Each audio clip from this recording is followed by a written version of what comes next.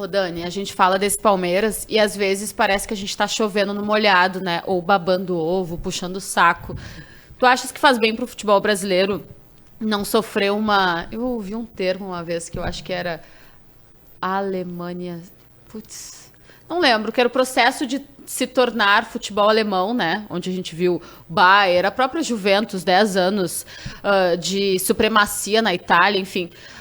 Faz bem para o futebol brasileiro nesse sentido, de não viver uma década ou anos de poder de um ou dois times só. Tu achas que faz bem para o futebol brasileiro o Palmeiras tropeçar num campeonato brasileiro, por exemplo, no momento que o time vinha numa crescente de ganhando Recopa, ganhando Campeonato Paulista do jeito como foi, começando a Conmebol Libertadores de uma forma estonteante, tipo, para ver, para mostrar mais uma vez que a gente sabe, né? Não tem a fórmula mágica. E esse time também é passível de erro.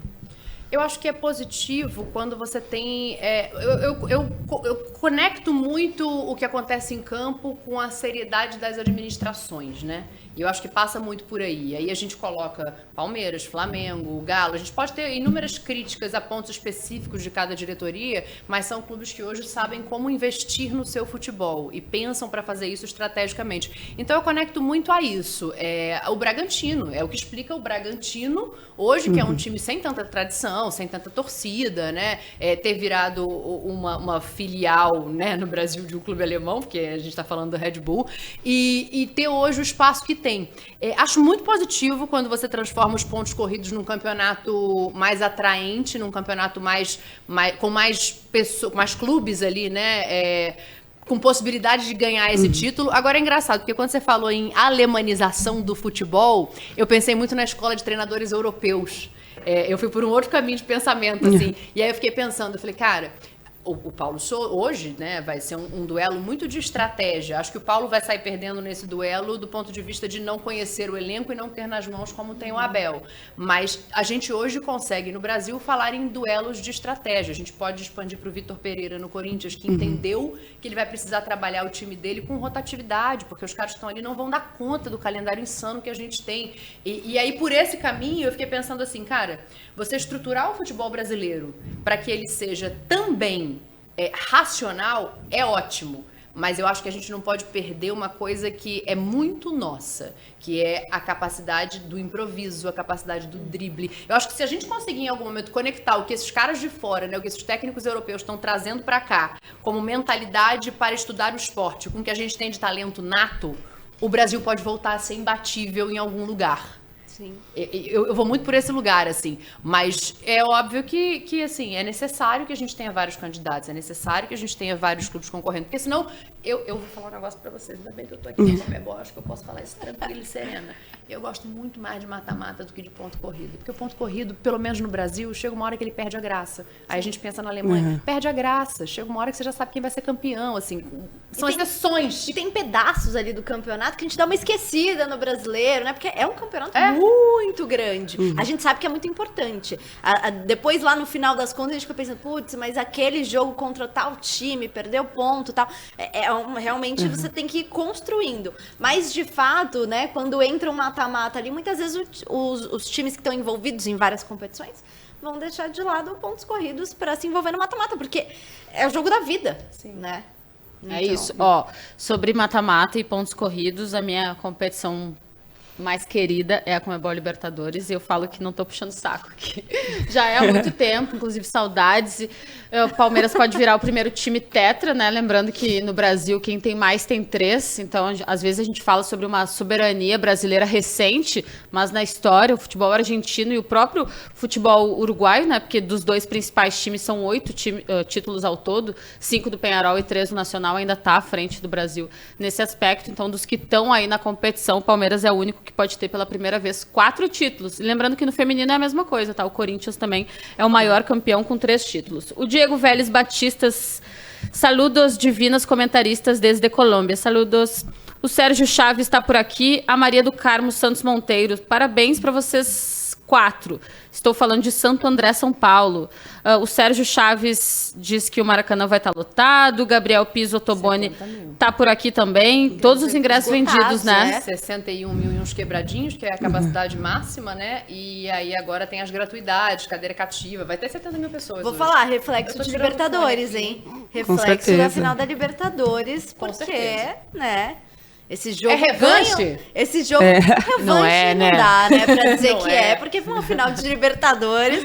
Mas, assim, tem toda aquela carga emocional envolvida, Com né? certeza. Estamos na expectativa. O Jefferson Aparecido mandou: estou adorando o programa, sou fã da Daniela Boaventura e da Isabela Labate. As duas são ótimas jornalistas. O Getúlio Vargas está por aqui, o Di Cruz também, mulheres empoderadas e muito bonitas. Boa tarde. Tem alguns que não dá pra ler, né? Fábio Soares por aqui. William Santos, boa tarde, Se for gente. xingamento pra mim, pode ler que eu apresento Futebol 90, eu tô acostumada. Não, se fosse pra nós, né? O problema é poder xingamento pra empresa. Daí É complicado, gente. aí não dá. o William Santos tá falando de Corinthians, então daqui a pouquinho eu vou ler quando a gente começar a falar do time alvinegro. É isso, e falando sobre o brasileiro, né, sobre essa possível revanche de Conmebol Libertadores, vamos falar de Flamengo, que no último jogo venceu o Talleres por 3-1, 6 pontos, líder do Grupo H. E aí, o que vocês acham sobre Flamengo? A gente sempre, assim, a gente falou muito aqui, né, que o Palmeiras dos brasileiros era o clube que tinha o grupo mais fácil da Libertadores, e ali o segundo mais fácil, a gente sempre colocou o Flamengo, né? Bianca, para vocês, tá entregando o que estava esperando, que a gente estava esperando do Flamengo? Acho que está começando a entregar. Acho que é um processo, uma construção. O primeiro jogo que eu vi o Flamengo mostrando uma cara... a sensação que eu tinha antes é que assim, os jogadores precisavam pensar muito para executar o que o Paulo estava pedindo. Agora eu tenho a sensação de que eles estão chegando a um consenso. Porque se debateu muito essas últimas semanas, assim, foram os jogadores que cederam, ou o Paulo que mudou o sistema. Eu acho que nem uma coisa nem outra, porque o futebol é uma construção, né? Então, talvez o Paulo tenha passado a respeitar um pouco mais determinadas características, por exemplo, do Flamengo com bola, transformou esse time num time híbrido. Olha que maravilha, sabe? Você pode atacar de um jeito e defender de outro. E esses jogadores estão agora dispostos... Acho que desde o momento em que eles perceberam que eles poderiam ter determinadas características que são positivas para esse time, a entender também a filosofia de defesa do Paulo. Então, acho que agora esse jogo contra o Talleres foi o primeiro que eu consegui ver esse Flamengo um pouco mais estruturado. Ainda tem algumas coisas ali, tipo, acho que a linha de defesa ainda fica muito longe da linha de meio campo, o entre linhas, né, que está na moda moderna. O entre linhas ainda está muito espaçado, assim, a defesa ainda não está compactada da maneira que precisa ser para uma temporada sólida, mas eu vejo um crescimento do Flamengo. Eu vejo que a torcida e os jogadores agora, eles acreditam no que o Paulo está começando a fazer por esse time. Eu acho que esse é o ponto. E eu acho que é preciso acreditar no trabalho, né? Porque uma coisa que pra mim atrapalha muito o Flamengo é essa história de Jorge Jesus 2019. Eu ia falar isso exatamente agora, hein? Eu ia fazer essa pergunta Dá até um sono esse assunto. Mas ia porque, fazer essa assim, pergunta pra isso Isa. sempre volta à tona. Não, mas o Flamengo em 2019, gente, o Flamengo em 2019 do Jorge Jesus já passou. Já é outro Flamengo. Tem jogadores que eram daquele elenco, Mas já nem são mais os mesmos. Mas não são mais os mesmos. Outros contextos, né? A gente vê ali os próprios rivais, né, mudando, se modificando, eu digo em elencos mesmo. Então, assim, não dá mais pra ficar falando, não, mas em 2019 o Flamengo jogava assim. Enquanto não acabar essa história, até o Paulo Souza falou recentemente numa coletiva sobre isso, sobre essas comparações. Eu fiquei com pena. Com o Jorge Jesus. Como ele se sentia desrespeitado por parte da imprensa que colocava o Jesus importante o tempo falar todo sobre isso. num pedestal, né? Sim, porque, assim, enquanto isso não acabar, o Flamengo não vai conseguir evoluir, vai entrar técnico e sair técnico, e a cobrança vai ser sempre para voltar um futebol Aquele de futebol. 2019 que não vai voltar, é outro contexto. O treinador, deixa o treinador trabalhar, imprimir o seu trabalho, o seu estilo de jogo, trabalhar com o elenco que ele tem na mão. Então, assim, eu acho que agora, depois de toda a turbulência, aquela história de... E assim, eu confesso que eu sou muito contra diretoria que marca reunião com torcida organizada. Para mim, isso não existe, porque isso expõe elenco, não, eu não acho profissional, não acho profissional.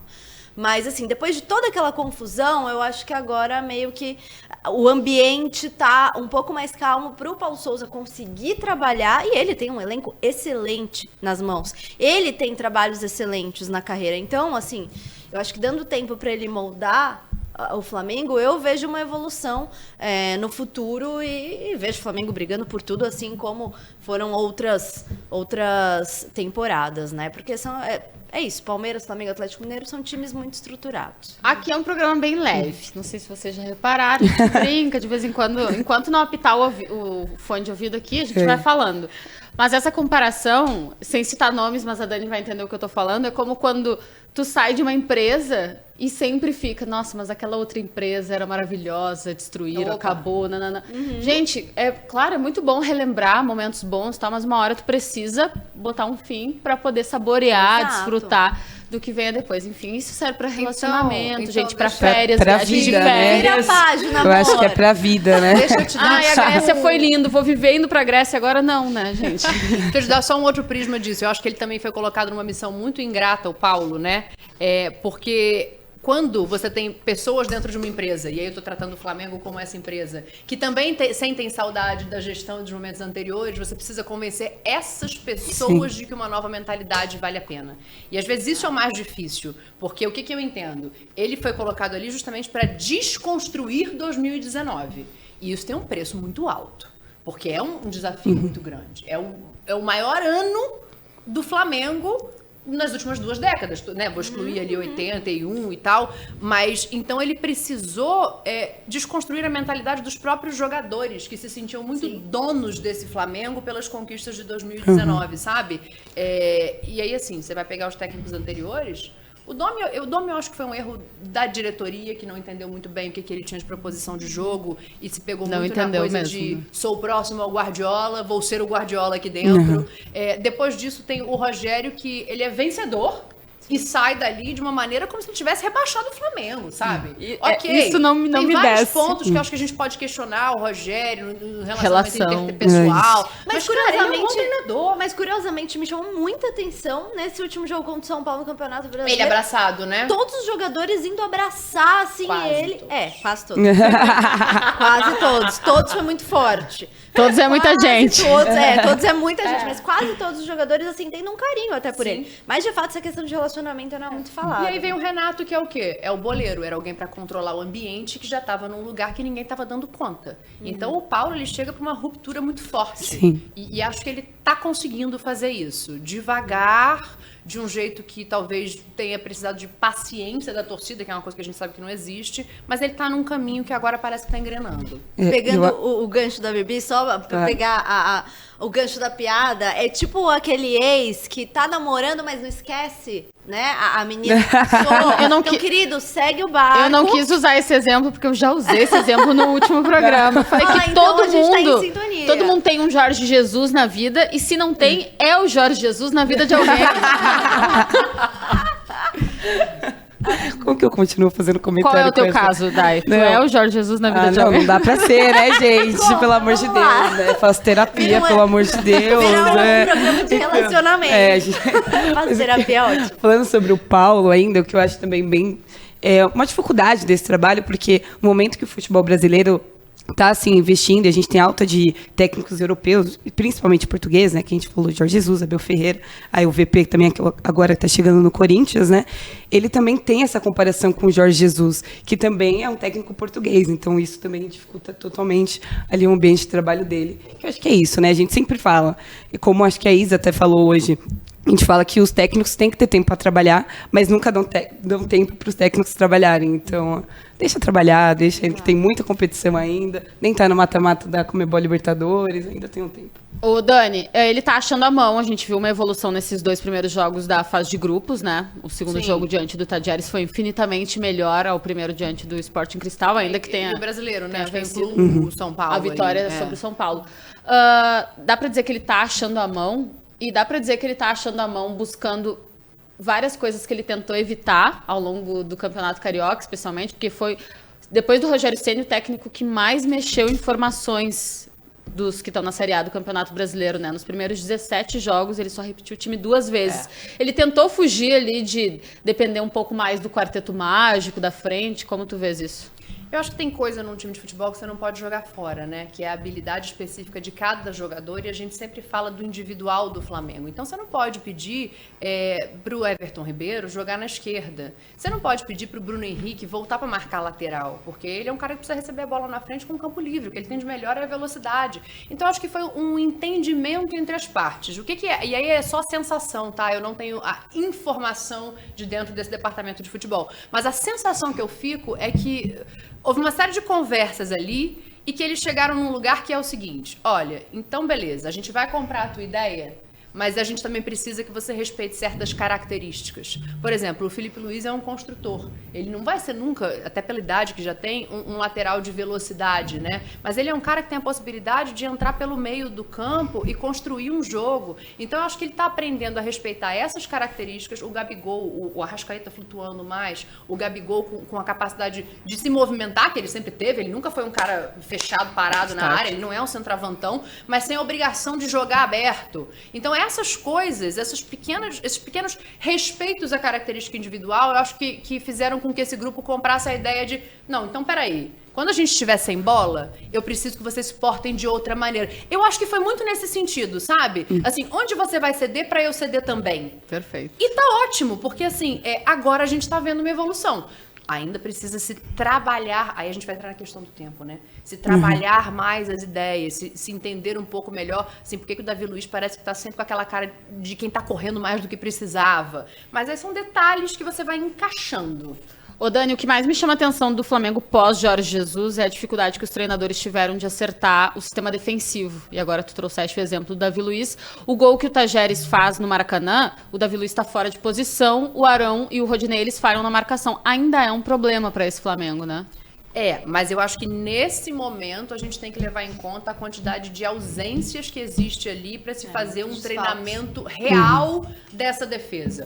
O Arão não vai ser zagueiro pela direita.